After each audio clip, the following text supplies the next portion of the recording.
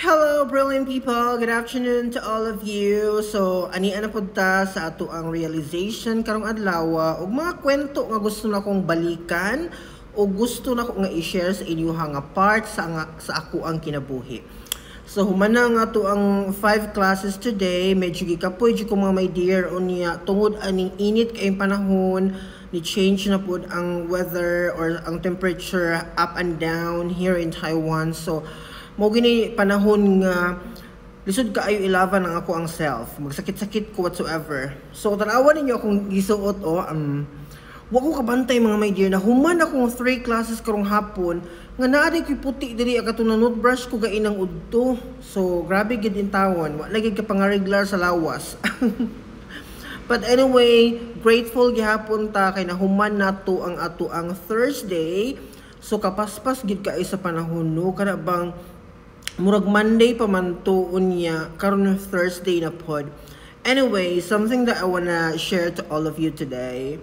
Siguro early pa to let you know, pero ako na ni siyang i-share daan sa inyo ha. I believe ako na ni siyang na-open up last time, pero kato nga mga post murag wa pa kaayo klaro no. Wala mo kasabot. Unsa may pasabot ani ni Jobert? Ganun ga-post man siya ani. So, karon ako i-clarify o akong i-highlight there is a video nga I am about to go. So, kumbaga, ang akong pagstay ani nga school, unsa man ta karon April. So, May, June, and July. So, nanalang ko yung mga 3 months aning lugara. And then, mulupad na ko sa ako ang next na destination. So, mo na inyuhang atangan, no? Kay kung muuban gid mo sa akong mga kwento, mag-uban-uban gid mo ahang mo na ko doon. So, naatay mga bagong environment, siguro nga akong classroom mabag-o na pud siya totally. Wa ta kabalo, aha ko ibutang sa Ginoo. Basta kay katong nag-survey here, nag-decide yun ko nga dili na ko mo stay here for another school year. Okay? So, muna siya ako ang gipasabot ato akong mga previous nga post nga mo go away na ko ani nga school. Ana siya. Pero di na ako i-detalye sa inyo ang mga reasons ha. I'm sure mangutana gin mo niya manguan mo nga manong muhawa naman ka sir. Dili na nako dapat na siyang isulti sa inyo ha. Basta as part of my life nga naguban-uban gid tagatan-aw gid mo sa akong mga video every time. So mo na siya ang ako ang gusto i-announce this afternoon nga I am leaving na here ani nga school. No? Actually masad ko mga my dear every time nga kanang muhay ang akong mga 7th graders sa una baka tong 2022 na akong estudyante nga karon mga 9th graders na bubalik sila sa akong room, bisita sila, muhay sila sa ako masad ko deep inside kay dili man good dili mo pwede i-chika nga mulakaw na ko, this is my last semester ana di man gud na pwede here no. So dili gini mo i-share ang imuhang mga situation karon, wala sila labot ana. Ang ila lang yung concern here is ang kana ang lesson nga imong i-teach. But ang imong mga parts sa imong life, dili na nimo kailangan na siya i-share sa mga bata. Dili sila dapat ma-appeal sa imong mga emotional nga mga aspects sa kinabuhi. Ing ana siya, no? So wala na sila kahibalo nga next school year dili na ko nila makita here sa school. I'm sure siguro ang uban mangita, pero ang uban normal ra pud sa ila, okay lang kay mao man pud nilang culture. So, mo na siya reality. Itanaw na ko ang mga building, ang mga parts sa school. Kaning room nga ako ang gitambayan, mao gini siya ang akong first and last. Kay diri magyud ko nila gidala katong pag-abot nako back in 2022. Diri ko una nakasulod niya.